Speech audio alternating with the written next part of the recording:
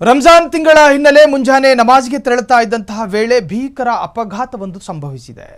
ಇಬ್ಬರು ಯುವಕರ ದುರ್ಮರಣ. ಕೆಜಿಹಳ್ಳಿ ಪೊಲೀಸ್ ಠಾಣಾ ವ್ಯಾಪ್ತಿಯಲ್ಲಿ ಘಟನೆ ಸಂಭವಿಸಿದೆ. ಮುಂಜಾನೆ ಪ್ರಾರ್ಥನೆಗೆ ತೆರಳುತ್ತಾ ಇದ್ದಂತಹ ಯುವಕರ ಗುಂಪು ಇಬ್ಬರು ಯುವಕರು ದುರ್ಮರಣಕ್ಕೀಡಾಗಿದ್ದಾರೆ. ಕೆಜಿಹಳ್ಳಿ ಪೊಲೀಸ್ ಠಾಣಾ ವ್ಯಾಪ್ತಿಯಲ್ಲಿ ಘಟನೆ ಸಂಭವಿಸಿದೆ. ನಿಜಕ್ಕೂ ಕೂಡ ಅತ್ಯಂತ ಭೀಕರವಾದ ಅಪಘಾತ ಅದು. ನಿನ್ನೆ ಮುಂಜಾನೆ ಸಂಭವಿಸಿದ ಭೀಕರ ರಸ್ತೆ ಅಪಘಾತ. ರಂಜಾನ್ ತಿಂಗಳ ಹಿನ್ನೆಲೆಯಲ್ಲಿ ಪ್ರಾರ್ಥನೆಗೆ ಅಂತ ತೆರಳಿದ್ರು. ನಮಾಜ್ಗೆ ತೆರಳುತ್ತಾ ಇದ್ದಂತಹ ಇಬ್ಬರು ಯುವಕರು ತೆರಳಿದ್ರು, ಮೃತಪಟ್ಟಿದ್ದಾರೆ. ಕೆಜಿಹಳ್ಳಿ ಮೆಟ್ರೋ ನಿಲ್ದಾಣದ ಬಳಿ ದುರ್ಘಟನೆ ಸಂಭವಿಸಿದೆ. ಕುಟುಂಬಸ್ಥರ ಆಕ್ರಂದನ ಮುಗಿಲು ಮುಟ್ಟಿದೆ. ಎರಡು ಬೈಕ್ಗಳ ಮಧ್ಯೆ ಮುಖಾಮುಖಿ ಡಿಕ್ಕಿಯಾಗಿದೆ.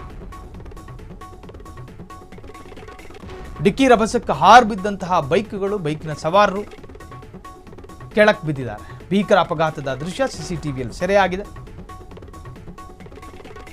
ನಿನ್ನೆ ಮುಂಜಾನೆ ಸಂಭವಿಸಿದ ಭೀಕರ ರಸ್ತೆ ಅಪಘಾತ ಅದು. ನಮಾಜ್ಗೆ ತೆರಳುತ್ತಾ ಇದ್ದಂತಹ ಇಬ್ಬರು ಯುವಕರು ಮೃತಪಟ್ಟಿರುವಂತಹದ್ದು. ಕೆಜಿಹಳ್ಳಿ ಮೆಟ್ರೋ ನಿಲ್ದಾಣದ ಬಳಿ ಈ ದುರ್ಘಟನೆ ಸಂಭವಿಸಿದೆ. ಎರಡು ಬೈಕ್ಗಳ ಮಧ್ಯೆ ಮುಖಾಮುಖಿ ಡಿಕ್ಕಿಯಾಗಿದೆ. ನೋಡಿ, ಆ ಡಿಕ್ಕಿಯಾದಂತಹ ದೃಶ್ಯವನ್ನು ನೀವೀಗ ಸ್ಕ್ರೀನ್ ಮೇಲೆ ಗಮನಿಸ್ತಾ ಇದ್ದೀರಿ.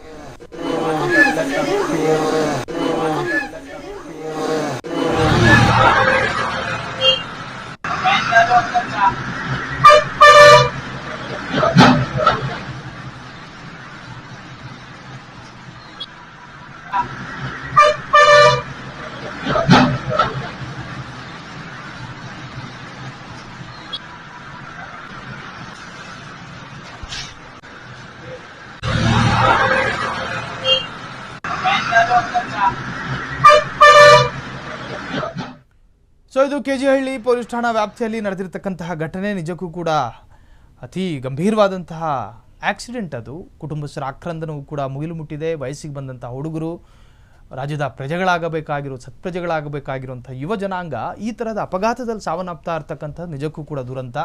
ಅವೈಜ್ಞಾನಿಕವಾದಂತಹ ರಸ್ತೆ ಕಾರಣವಾಯಿತಾ ಅಥವಾ ಅತಿಯಾದಂತಹ ವೇಗದಲ್ಲಿ ಬರ್ತಾ ಇದ್ರು?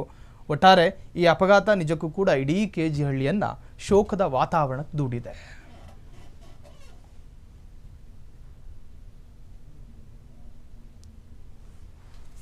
ಸೊ ಬೆಂಗಳೂರಿನಲ್ಲಿ ಸಾಕಷ್ಟು ಅಪಘಾತಗಳು ನಡೀತಾನೆ ಇರ್ತವೆ. ಇನ್ನು ಕೆಜಿಹಳ್ಳಿ ಹೇಳಿ ಕೇಳಿ ತಿಕ್ಲಿ ಪಾಪ್ಯುಲೇಟೆಡ್ ಏರಿಯಾ ಅದು.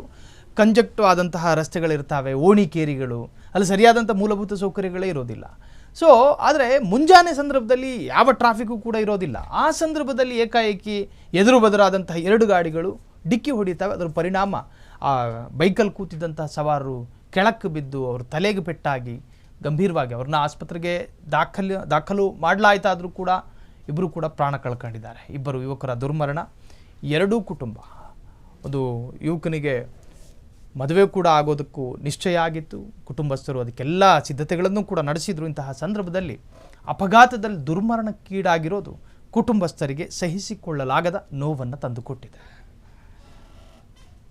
ಕ್ಷಣ ಕ್ಷಣದ ಸುದ್ದಿಗಳಿಗಾಗಿ ಫ್ರೀಡಂ ಟಿವಿ ಸಬ್ಸ್ಕ್ರೈಬ್ ಮಾಡಿ, ಲೈಕ್ ಮಾಡಿ ಹಾಗೂ ಫಾಲೋ ಮಾಡಿ. ಹೊಸ ಸುದ್ದಿಗಳ ನೋಟಿಫಿಕೇಶನ್ಗಾಗಿ ಬೆಲ್ ಐಕಾನ್ ಮೇಲೆ ಕ್ಲಿಕ್ ಮಾಡಿ.